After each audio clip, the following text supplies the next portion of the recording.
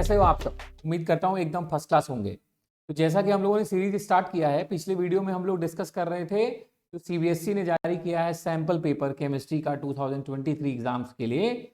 उसके सेक्शन 1 में हमने जो भी एमसीक्यूज थे उनको प्रॉपर डिटेल्ड एनालिसिस की मैंने उस वीडियोज में कि कौन से ऑप्शन सही होंगे, कौन से ऑप्शन गलत होंगे, क्यों गलत होंगे और जो सही हो रहा है वो क्यों सही हो रहा है। तो चलिए आज के सेशन में जैसा कि मैंने आपसे प्रॉमिस किया था, हम लोग डिस्कस करने जा रहे हैं सेक्शन बी। और मैं पूरी कोशिश करूंगा कि आपको केमिस्ट्री मुश्किल ना लगे, आसान लगे। मैं पूरी कोशिश करूंगा कि आपको क्वेश्चन कैसे अटेम्प्ट करने हैं, क्या लिखना है, बिकॉज सेक्शन बी में 7 क्वेश्चन होंगे जैसा कि आपको स्क्रीन पे दिख भी रहा होगा पीपीटी में, और जिसमें 2 क्वेश्चन में इंटरनल चॉइसेस भी होंगी और ये सारे क्वेश्चन वेरी शॉर्ट होंगे। दैट मीन्स 2 मार्क्स के क्वेश्चन होंगे। तो जय श्री राधे बोलते हुए मैं आपका chemistry teacher Umesh sir start करते हैं आज की क्लास। तो प्यारे बच्चों 1 to 18 तक के हमने क्वेश्चन डिस्कस कर लिए थे सेक्शन ए में, जो कि एमसीक्यूज थे। अभी क्वेश्चन 19 कह रहा है कि एक फर्स्ट ऑर्डर रिएक्शन है जो कि कंप्लीट होती है 50% 69.3 मिनट में। दैट मींस 50% कंप्लीट हो रही है। तो आपको पता है कि जितने समय में कोई केमिकल रिएक्शन अपनी हाफ हो जाती है उस टाइम को बोलते हैं T half, half life. That means अगर 50% कंप्लीट हो रहा है 69.3 मिनट में तो इसका मतलब ये उस रिएक्शन का क्या है, टी हाफ। अब कह रहा है what is the time needed for 80% of the reaction, और आपसे टी पूछ रहा है कब के लिए, कि कब कितने टाइम में ये 80% रिएक्शन कंप्लीट हो जाएगी।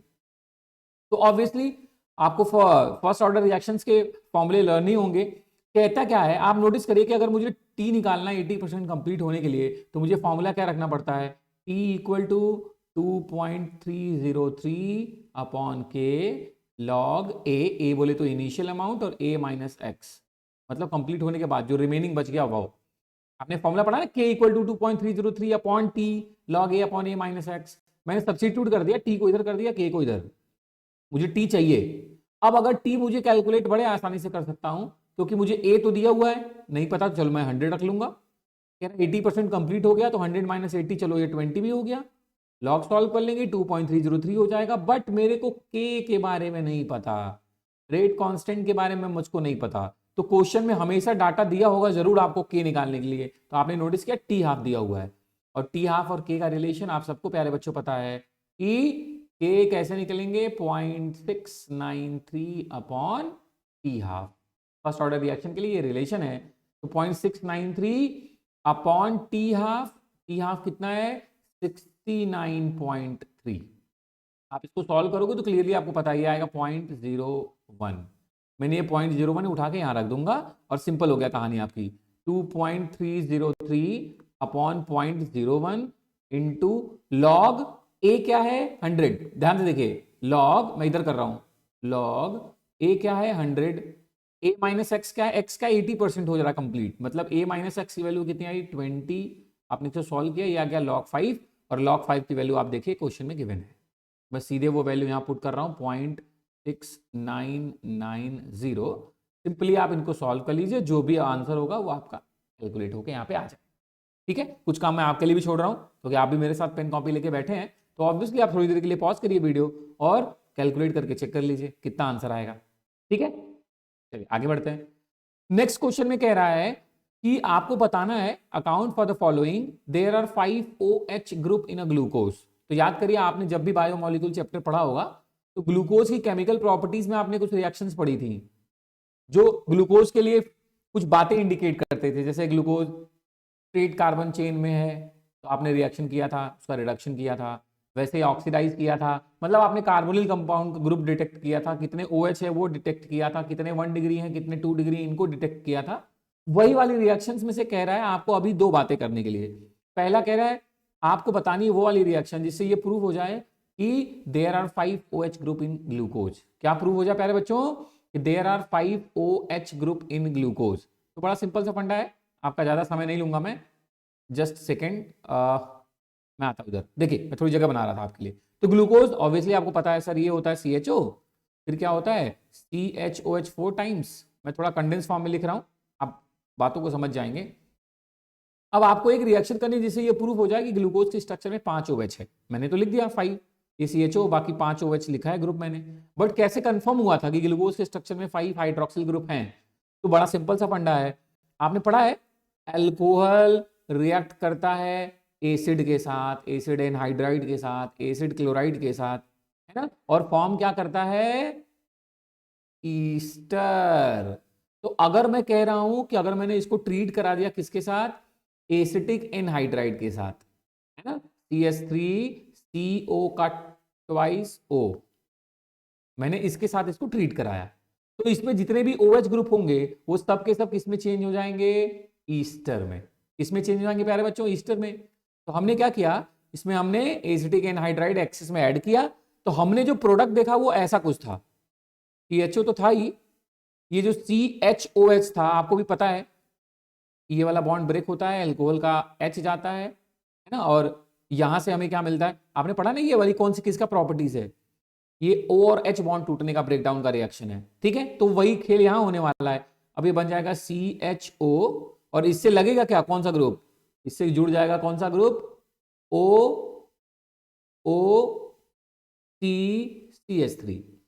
अरे आपका CH3CO यही आके जुड़ गया, देखो CH3CO कितनी बार, जितना OH होगा 4 बार यहां पे है और 1 बार यहां पे भी है, CH2OH में भी तो है, तो CH2O OCCH3। तो जो आपका प्रोडक्ट बन जाता है बच्चा, वो बन जाता है ग्लूकोज पेंटा एसीटेट। क्या बन जाता है, ग्लूकोज पेंटा एसीटेट। तो ये क्लियर करता है कि अच्छा 5 टाइम्स OH रहा होगा तभी 5 टाइम्स ये पेंटा एसीटेट में कन्वर्ट हुआ। तो ये रिएक्शन प्रूव करती है कि ग्लूकोज में 5 OH ग्रुप है। अगली बात क्वेश्चन में कह रहा है कि आपको ये भी बताना है कि glucose is a reducing sugar. किसके बारे में बात करनी है हमको, आपको बताना है कि glucose is a reducing sugar. तो चलो ये भी करके देख लेते हैं ग्लूकोज रिड्यूसिंग शुगर है कि नहीं। ठीक है, अब मेरी बात बहुत ध्यान से सुनेगा प्यारे बच्चों, थोड़ा जगह बनाता हूं आपको समझाने के लिए, है ना, जस्ट अ सेकेंड। चलिए अब मेरी बात ध्यान से सुनना, आपने पढ़ा हुआ है ग्लूकोज क्या है, रिड्यूसिंग शुगर है। कैसे पता करते हैं, जो भी शुगर फेलिंग सोल्यूशन जिनको भी रिड्यूस कर दे, मतलब जो भी फेलिंग सोल्यूशन से रिड्यूस हो जाए उनको हम बोलते हैं कि वो क्या है, रिड्यूसिंग शुगर। तो चलिए दिखाता हूं मैं आपको, अगर ये फेलिंग सोल्यूशन से रिड्यूस हो जाए तो इसका मतलब ये रिड्यूसिंग शुगर है प्यारे बच्चों। सिंपल है ना, इसमें कौन सी बड़ी सोचने की बात है। चलिए अपनी कहानी पे आता हूं, बहुत बहुत ध्यान से मेरी बात आप सुनिए, आप बातों को समझ जाएंगे फटाक से। चलिए मैंने कहा glucose is a reducing sugar, आपको प्रूव करना है। आपने उठाया क्या, अपना ग्लूकोज, अपना ग्लूकोज, हमारा ग्लूकोज, हम सबका ग्लूकोज, है ना, सिर्फ मेरा ही क्यों, आपका भी है। ये आपने ग्लूकोज उठाया और आपने इसको ट्रीट कर दिया प्यारे बच्चों फेलिंग सोल्यूशन के साथ। आप अच्छे से जानते हो फेलिंग सोल्यूशन क्या है। सिंपल क्या होने वाला है, फेलिंग सोल्यूशन इन भैया को ऑक्सीडाइज करेगा और अपने खुद क्या होगा, रिड्यूस। इसका मतलब उन शुगर को हम रिड्यूसिंग शुगर बोलते हैं जो फेलिंग सोल्यूशन को रिड्यूस कर दे, क्योंकि ये रिड्यूस होगा तो भैया क्या होगा, ऑक्सीडाइज। भैया जी क्या हो जाएंगे, ऑक्सीडाइज। दैट मीन्स बड़ा सिंपल सा फंडा है, ग्लूकोज को अगर हम फेलिंग सोल्यूशन के साथ ट्रीट करें तो ये जो एल्डिहाइड ग्रुप है ये कन्वर्ट हो जाता है इनटू एसिड ग्रुप। बाकी कहानी एज इट इज रहती है। ये प्रूव करता है कि ग्लूकोज एक रिड्यूसिंग शुगर है। ठीक है, क्लियर हो गया। और ऑप्शन में क्वेश्चन दिया है कि what happens when D glucose treated with the following reagent. उम्मीद करता हूं कि आपको याद हो, ब्रोमीन वाटर जो है वो कैसा है, ऑक्सीडाइजिंग एजेंट है, लेकिन कैसा वाला, माइल्ड ऑक्सीडाइजिंग एजेंट है। कैसा है, माइल्ड ऑक्सीडाइजिंग एजेंट। और जबकि HNO3 क्या है बच्चा, स्ट्रॉन्ग ऑक्सीडाइजिंग एजेंट। तो जो माइल्ड ऑक्सीडाइजिंग एजेंट है वो क्या करता है, मैं यहीं पे दिखाता हूं आपको, ध्यान सुनेगा। जो माइल्ड ऑक्सीडाइजिंग एजेंट है वो क्या करता है, एल्डिहाइड ग्रुप को तो चेंज कर देता है इनटू एसिड, लेकिन अल्कोहल ग्रुप को नहीं चेंज करता। जबकि जो स्ट्रॉन्ग ऑक्सीडाइजिंग एजेंट है वो क्या करते हैं, जो भी 1 डिग्री अल्कोहल है उसको चेंज कर देते हैं इन एसिड। एल्डिहाइड को तो ऑब्वियसली कर देगा, जब माइल्ड वाला ही कर रहा था तो स्ट्रॉन्ग वाला तो करेगा ही करेगा। क्लियर है ना। तो कहने का मतलब सिर्फ इतना है कि जब आप ब्रोमीन के साथ ट्रीट कर रहे हो, ब्रोमीन वाटर के साथ which is mild oxidising agent, तो सिर्फ जो एल्डिहाइड ग्रुप है वो कन्वर्ट हो जाता है एसिड में। बाकी जो 2 डिग्री है उनकी तो बात ही नहीं कर रहा।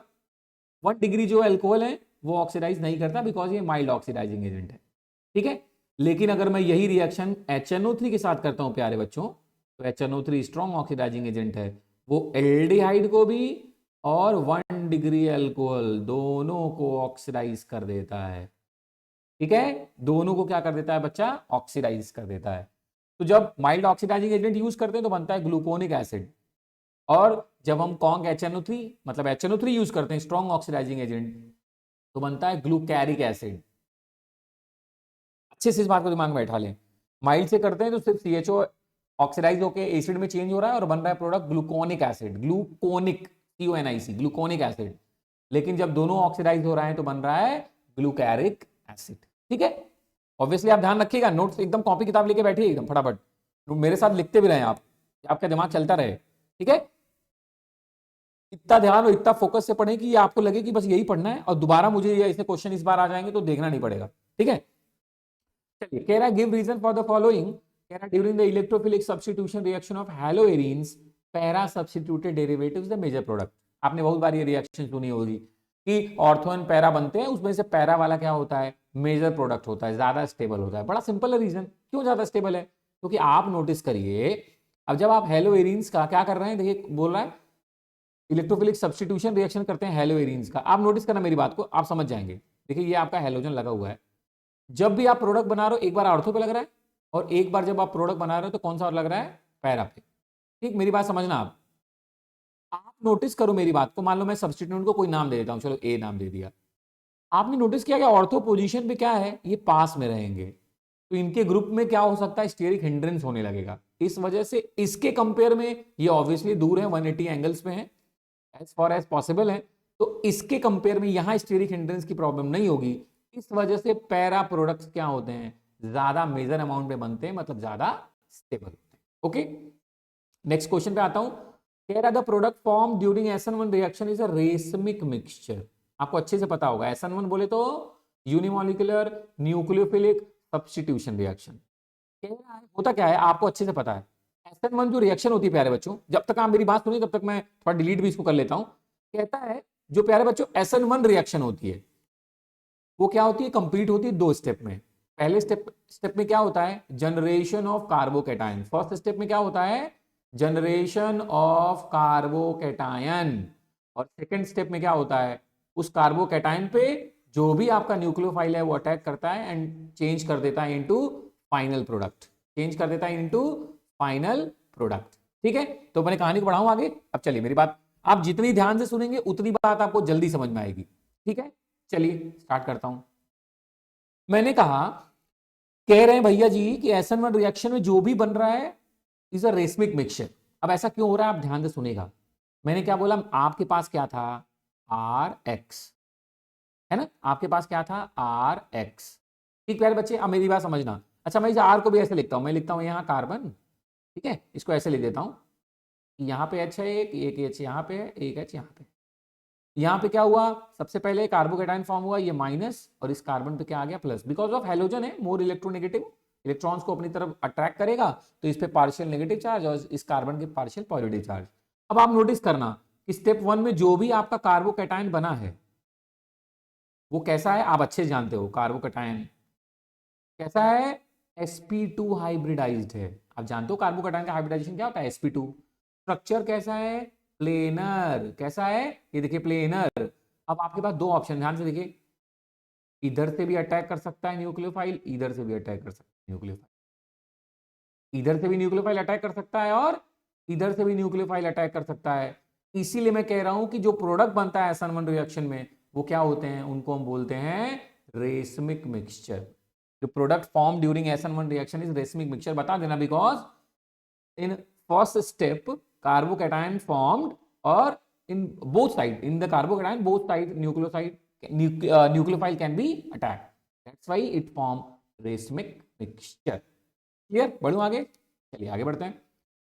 मैं पूरी कोशिश कर रहा हूं आपको बातें एकदम क्लियर हो, उसके बाद भी अगर प्यारे बच्चों आपको कोई डाउट होगा आप प्लीज कमेंट करना। मैंने पिछली बार भी प्रॉमिस किया था, अभी भी कह रहा हूं, जैसे ही मैं कमेंट देखूंगा आपके डाउट्स तुरंत सॉल्व करूंगा। ओके, चलिए let's go ahead. Next question में कह रहा है name the suitable alcohol or a reagent from which 2-chloro-2-methyl propane can be prepared। कह रहा है पहले आप बना लो, देखो कह रहा है 2-chloro-2-methyl propane, प्रोपेन मतलब 3 कार्बन सर, 2 पे क्लोरो भी लगा है, 2 पे मिथाइल भी लगा है सर, लगा दिया सर। कह रहा मुझे ये बनाना है किससे, कह रहा name the suitable alcohol, alcohol से बनाना है। तो आपको याद आना चाहिए, हाँ हाँ सर हमने पढ़ा तो है, प्रिपरेशन ऑफ एल्काइल हैलाइड्स में हमने पढ़ा है फ्रॉम अल्कोहल, जब उसको रिएक्ट करते थे किसके साथ, HX के साथ, किसके साथ, HX के साथ, तो OH ग्रुप जो था वो हट जाता था थ्रू द X, मतलब न्यूक्लियोफिलिक सब्स्टिट्यूशन होता था। तो अब ध्यान से देखो, यहां खुद ही बना हुआ है, तो मुझे भी ऐसा ही कुछ लेना है। ये भैया जी ये लेना है, नीचे CH3 रहने देना है, और ऊपर हमें सिर्फ क्या लेना है, OH। फर्दर फिर क्या होगा, फर्दर फिर क्या हो गया प्यारे बच्चों, न्यूक्लियोफिलिक सब्स्टिट्यूशन होगा। और पूछ भी रहा है ना कौन सा रिएजेंट लें, तो हमने याद करिए, हमने लिया था लुकास एनहाइड्रस ZnCl2 और विद क्या लिया था, HCl। यही Cl क्या करेगा, सब्स्टिट्यूशन, Cl यहां चला आएगा और OH ग्रुप हट जाएगा, तो ये वाला प्रोडक्ट बन जाएगा। मतलब आपके दोनों सवालों के इस क्वेश्चन में जवाब आपको मिल गए कि पहला तो आपको कौन सा सुटेबल अल्कोहल लेना था, वो ये लेना था, कौन सा, 2 मिथाइल 2 प्रोपेनॉल, है ना। और रिएजेंट क्या लेना था, तो भैया Lucas reagent anhydrous ZnCl2 with, ठीक है, सिंपल सा।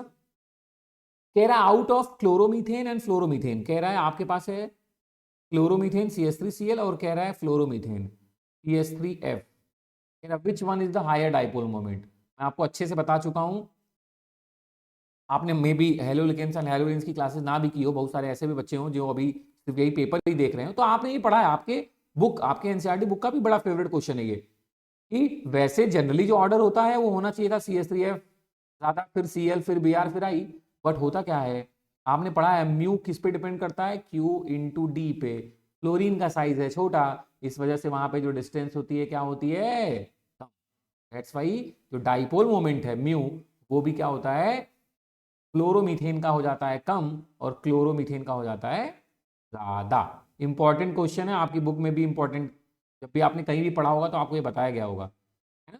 किसका हायर डाइपोल मोमेंट होगा, CH3Cl का। क्यों होगा, बिकॉज क्लोरीन का साइज कम है, ये डिस्टेंस कम होगी, इंटरन्यूक्लियर डिस्टेंस, इस वजह से।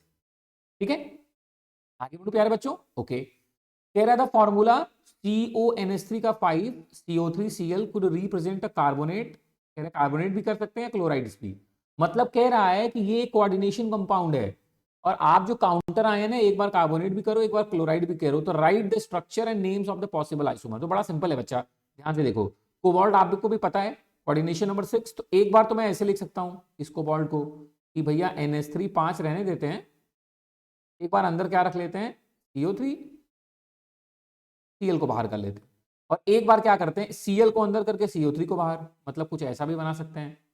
मेरी बात ध्यान से समझना, ठीक है, ये मैंने रख लिया Cl को अंदर, और इस बार किसको बाहर रख लिया, कार्बोनेट को बाहर कर दिया। तो आपने नोटिस किया कि भैया देखो, आइसोमर्स की बात करें तो इसके 2 आयोनाइजेशन आइसोमर बने, और कुछ तो बन नहीं सकता, क्योंकि ये Ma5B टाइप का है, तो ये ज्योमेट्रिकल एंड ऑप्टिकल तो दिखाने से रहा।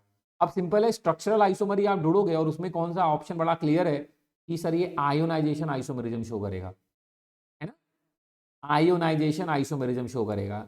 नाम भी पूछा है, हाँ नाम भी पूछा है, तो आपको नाम लिखना तो आता ही है, ये पेंटा अमाइन कोबाल्ट, आप ऑक्सीडेशन निकाल लोगे, ये देखो कोबाल्ट का -2 होता है, क्लोरीन का -1, उधर जाके हो जाएगा 3, तो पेंटा अमाइन कोबाल्ट, देखो ध्यान सुनना, पेंटा अमाइन कार्बोनेटो, कार्बोनेट भी तो है, कार्बोनेटो कोबाल्ट 3 क्लोराइड, 3 मतलब क्या, रोमन में 3 लिख के ऑक्सीडेशन नंबर ही तो होता है, जैसे इसका नाम लिखना होगा तो हम क्या लिखेंगे, पेंटामाइन क्लोराइडो cobalt 3 carbonate.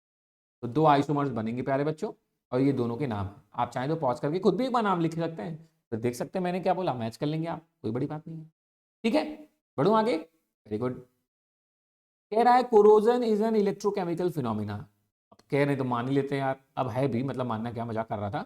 The oxygen in the moist air react as a follows, oxygen की जो रिएक्शन है वो सामने दी हुई है। कह रहा है write down the possible reaction for the corrosion of zinc occurring at anode, कह रहा है आपको बतानी है कि अगर जिंक का कोरोजन होगा तो क्या रिएक्शन होगी एनोड पे, कैथोड पे एंड ओवरऑल। तो बड़ा सिंपल है मेरे भाई, देख समझ मेरी बात को, जिंक का क्या होगा, जिंक तो होगा ऑक्सीडाइज, आपको भी पता है एयर के कांटेक्ट में जिंक क्या होगा, ऑक्सीडाइज, और ऑक्सीडेशन कहां होता है, एट एनोड। तो एनोड पे क्या रिएक्शन होने वाली है, ये तो बड़ा क्लियर हो गया पढ़ के ही कि सर ये जो Zn है वो कन्वर्ट हो जाएगा Zn+2 में, और ये तभी हो सकता है जब ये 2 इलेक्ट्रॉन क्या करे, लूज करे प्यारे बच्चों। कैथोड पे रिएक्शन क्या होगी, और अगर जिंक पे, एनोड पे ये रिएक्शन हो रही तो कैथोड पे यही ऑक्सीजन वाली रिएक्शन ही होगी, तो ये रिएक्शन मैं लिख रहा हूं कहां हो रही है, कैथोड पे। अब कह रहा है ओवरऑल रिएक्शन लिखना है तो दोनों को ऐड कर दो, लेकिन दोनों को ऐड करने के पहले इलेक्ट्रॉन बराबर करना है, चूंकि यहाँ 4 है तो उस वाली रिएक्शन में 2 का मल्टीप्लाई कर देना। और अब दोनों रिएक्शन को ऐड करके लिख दो। मैं यहाँ फाइनल ओवरऑल रिएक्शन लिख रहा हूँ, ये एनोड वाली ये कैथोड वाली, मैं दोनों को जोड़ रहा हूँ। जोड़ने का मतलब यही है कि इलेक्ट्रॉन को कैंसिल कर देना, 4 4 है ना, इधर माइनस इधर प्लस कैंसिल कर देते हैं, बाकी मैं ऐड कर ले रहा हूँ। क्या, सबसे पहले मैंने लिखा Zn कितना 2 प्लस ऑक्सीजन कितना है O2 plus 2H2O, reactant complete. अब प्रोडक्ट साइड में जाते हैं, प्रोडक्ट में क्या बचा है Zn प्लस 2 एनोड वाले में बचा था और कैथोड में बचा था 4OH माइनस, चलेगा। अच्छा, हमने एनोड लिख लिया, कैथोड लिख लिया, ओवरऑल रिएक्शन लिख लिया, to form a white layer of zinc hydroxide. तो ये जो दोनों आए ना ये ऐड हो जाएंगे, बन जाएगा ZnOH का ट्वाइस। क्या बन जाएगा प्यारे बच्चों, मैं इसकी जगह लिख दूंगा ZnOH का ट्वाइस, और ये आपका पूरा कंप्लीट हो गया जो क्वेश्चन में पूछा गया था। Cathode, anode, overall, Zn hydroxide भी बना दिया मैंने। ठीक है, आगे बढ़े, बहुत बढ़िया, शाबाश। कह रहा explain how and why will the rate of reaction for a given reaction be affected. कह रहा रेट ऑफ रिएक्शन अफेक्ट कैसे होगा, आपको बताना है। आपने नोटिस किया ये दूसरा क्वेश्चन आ रहा है केमिकल काइनेटिक्स से, सेक्शन बी में। इंपॉर्टेंट चैप्टर है भैया, ध्यान रखिएगा। आप कहेंगे तो मैं प्रीवियस ईयर जितने भी क्वेश्चन आए केमिकल काइनेटिक्स के उसकी भी एक वीडियो अपलोड कर दूंगा जल्दी आपके लिए। बट आप कहें कैसा प्यारे बच्चे कहें वैसा ही होगा। Okay, can explain how and why the rate of reaction of a given reaction can be affected when a catalyst added। अरे सर ये तो मतलब अंधा क्वेश्चन, कैटलिस्ट तो काम ही करना है, रेट ऑफ रिएक्शन को इंक्रीज कर देता है, तो कैटलिस्ट क्या करेगा, रेट ऑफ रिएक्शन को इंक्रीज करेगा। और ये लिखते लिखते अपने दिमाग में जरूर ये सवाल आना चाहिए, क्यों, कैसे कर देता है सर, बिकॉज ये एक्टिवेशन एनर्जी को कम कर देता है। क्या कर देता है, एक्टिवेशन एनर्जी को कम कर देता है, जिससे रेट ऑफ रिएक्शन क्या हो जाती है, जल्दी बढ़ जाती है, जल्दी प्रोडक्ट तक हम पहुंच जाते हैं, रेट ऑफ रिएक्शन क्या हो जाता है, इंक्रीज। दूसरा कह रहा है the temperature at which the reaction was taking place is decreased. कह रहा मान लो टेम्परेचर आप कम करने लगे तब क्या होगा, आपको बताना है रेट ऑफ रिएक्शन कैसे अफेक्ट होगा। तो प्यारे बच्चों आपको अच्छे से पता है जो रेट होता है वो डायरेक्टली प्रोपोर्शनल होता है किसके, टेम्परेचर के। इवन आप ये भी जानते हो कि टेम्परेचर डबल, टेम्परेचर कोफिशिएंट क्या आया होगा, कौन, टेम्परेचर डबल करने पर रेट ऑफ रिएक्शन डबल हो जाती थी, 2 to 3 टाइम हो जाती थी। हम जनरली मानते हैं 2 गुना, बट 2 to 3 टाइम्स हो जाती थी। तो obviously that means directly proportional है प्यारे बच्चों। तो अगर आप टेम्परेचर क्या करोगे, डिक्रीज, तो रेट ऑफ रिएक्शन भी क्या हो जाएगा, डिक्रीज। देन सेक्शन बी के लास्ट क्वेश्चन पे आते हैं। कह रहा write the reaction and IUPAC name of the product formed when 2 methyl propanal, मैं लिख रहा हूं 2 methyl propanal, propane 3 carbon sir, al मतलब ये कार्बन CHO भी है, 2 मिथाइल दूसरे पे CH3 भी लगा है सर, बाकी वैलेंसी भी मैं पूरा ही कर देता हूं, ये H लिख देता हूं। ठीक है, इस CHO को भी मैं थोड़ा सही कर देता हूं, मैं ऐसे लिख देता हूं, CH को रहने के डबल बॉन्ड ऐसे करता हूं इधर, ये मैं ये ऑक्सीजन हटाता हूं। तो ट्रीट किसके साथ कर रहे हैं, ध्यान से देखिएगा, मैं ethyl magnesium bromide C2H5 MgBr, ऐसे जैसे मैंने लिखा आप समझ तो बेटा गए तुम सब लोग कि सर ये तो RMgX है, और ये किसमें टूटता है, MgX वाला हिस्सा प्लस और R वाला हिस्सा माइनस। C और O भी कार्बोनिल कंपाउंड, पोलर बॉन्ड कैसा है, पोलर, C और O में लड़ाई होगी, वो इलेक्ट्रॉन अपनी तरफ खींचेगा, इस पे भी पार्शियल नेगेटिव, इस पे भी पार्शियल पॉजिटिव। बस यही तो करना था, खेल हो गया आपका। अब इस माइनस के पास कौन जाएगा, प्लस वाले भैया जाएगा, मतलब ये जुड़ेगा इसके साथ, डिफिशिएंट है तो इलेक्ट्रॉन डोनेट करके इसके साथ बॉन्ड बनाएगा, और इस प्लस के साथ ये वाले माइनस वाले भैया जुड़ जाएंगे। जुड़ने के बाद ध्यान से देखिए क्या बना, मैं वही लिखने जा रहा हूँ। ये एक्चुअली इस C से 2 CH3 लगे, तो मैं ऐसे लिख देता हूँ CH3 का ट्वाइस CH, उससे भी जुड़ा है CH, अब डबल बॉन्ड O हो गया सिंगल बॉन्ड, और उस O से क्या जुड़ गया है, MgBr। आई होप मेरे पीछे कुछ छिपे ना, मैं थोड़ा स्क्रॉल और कर देता हूँ आपको दिखने लगे प्रॉपर, MgBr। और इस C से आगे कौन जुड़ गया प्यारे बच्चों, C2H5। चलो सर जुड़ तो क्या यहाँ तक बन गया, treated with ethyl magnesium bromide and कह रहा है फॉलोड बाय हाइड्रोलिसिस। फर्दर आपको इसकी हाइड्रोलिसिस भी करनी है, और आपको तुरंत याद आ गया होगा, अरे sir Grignard reagent proton acceptor, तुरंत यहां से यह चलेगा और यहां से निकल जाएगा MgOHX, और X क्या है Br, मतलब माइनस क्या हो गया, MgOHBr। अब यहां से गायब हो गया MgH2O का OHBr, तो मतलब H2O का OH गया तो बचा गया H, यही H इस O के साथ जाके लग जाएगा। फाइनल प्रोडक्ट में लिखने जा रहा हूं CH3 का ट्वाइस CH, और इस CH से लगा हुआ है क्या OH, और इन भाई साहब से इधर क्या लगे हुए हैं C2H5। राइट द रिएक्शन लिख दिया sir, IUPAC name, come on यार, चलो स्टार्ट करते हैं। अगर मैं इसको एक्सपेंड करूं तो एक CH3 इधर है और एक CH3 इधर है, यहां पे लगा हुआ है। मुझे इसका नाम लिखना है, लॉन्गेस्ट कार्बन चेन 2 1 3 1 4 1 5, कहीं भी जाए इधर भी आएंगे तब भी 5। तो चलो मैं उसको कवर कर देता हूं, ये मेरी लॉन्गेस्ट कार्बन चेन हो गई। खैर बच्चों ये मेरी लॉन्गेस्ट कार्बन चेन हो गई, ठीक है। जिसमें अगर मैं इधर से चलता हूं तो 1 2, दूसरे पे साइड चेन, तीसरे पे OH, और इधर से चलूंगा तो तीसरे पे OH आएगा, साइड चेन नहीं आ रहा, तो ऑब्वियसली नंबरिंग इधर से करनी है। ये 1, ये 2, ये 3 और यहीं पे 4 भी और ये 5 भी। नाम क्या हुआ? पेंट। जिसमें दूसरे पे क्या लगा है? मिथाइल। तीसरे पे क्या लगा है? ऑल। हो गया पेंट एन 3 ऑल। और साइड चेन की बात करें, प्रीफिक्स, सेकेंडरी प्रीफिक्स मिथाइल, तो उसका नाम क्या हो गया? 2 मिथाइल पेंट एन 3 ऑल। क्या हो गया प्यारे बच्चों? 2 मिथाइल पेंटेन 3 ऑल। उम्मीद करता हूं सेक्शन बी मैंने आपको पूरी कोशिश की कि मैं आपकी कुछ हेल्प भी करूं। मोस्टली चीजें मैं कोशिश किया लिख भी दूं, कुछ चीजें आप भी मेरे साथ लिखते रहेंगे, तभी आपको पढ़ने में मजा भी आएगा। ठीक है, मैं वीडियो बहुत ज्यादा लंबी नहीं करने के चक्कर में हूं कि आपको बोर लगे। तो आप बस एक दिन आपने सेक्शन ए देखा, फिर बैठ गए किसी समय खाली होकर फिर सेक्शन बी निपटा लिया, तो ऑब्वियसली आज की वीडियो मैं यहीं पे खत्म करता हूं। नेक्स्ट टर्न पे नेक्स्ट वीडियो में जल्दी मैं मिलता हूं सेक्शन सी के साथ। तब तक आप अपना ख्याल रखेंगे, खुश रहेंगे, मस्त रहेंगे। जय श्री राधे प्यारे बच्चों, मिलते हैं नेक्स्ट वीडियो में और मचाते हैं बवाल।